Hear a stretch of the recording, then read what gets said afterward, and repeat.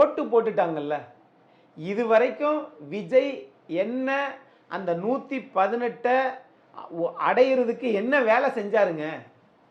சொல்லுங்க, என்ன வேலை செஞ்சாரு? அப்போ இப்படியே காலம் கடத்த முடியாதுல்ல சார்?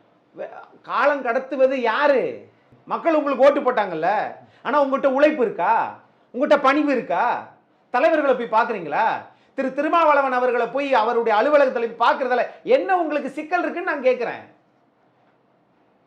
என்ன உங்களுக்கு அந்த தன்முனைப்பு? நான் தான் பெரிய ஆளு, அதெல்லாம் ஒண்ணும் இல்லை. அது படத்துல. நடைமுறைக்கு வாங்க சார். 4 நாளா தமிழ்நாடு முதலமைச்சர் இல்லாம இருக்கு சார். இதை விட என்ன சார் பண்றது? கடந்த 75 வருஷத்துல முதலமைச்சர் இல்லாத தமிழ்நாடு.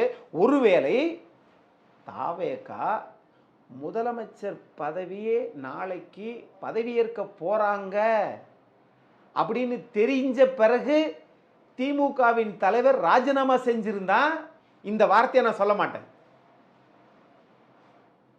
முதலமைச்சர் ராஜினாமா பண்ணிட்டாரு. அடுத்து வரக்கூடிய முதலமைச்சர் ஆட்சி அமைக்க முடியல. ஒரு அநாத பிள்ளை மாதிரி தானே தமிழ்நாடு இருக்குது. இது சரியா? இது மக்கள் செஞ்சது சரியா? அல்லது மக்கள் உங்களை ஓட்டு போட்டு ஜெயிக்க வச்சிட்டாங்க, ஆனால் நீங்கள் அதற்குரிய தேடல், முயற்சி, நிர்வாகம், அரசியல் அனுபவம், பரந்துபட்ட பார்வை. என்னடா இந்த நாட்டு மக்கள் நம்மளை நம்பி ஓட்டு போட்டுட்டாங்க, நம்ம என்ன பண்ணணும்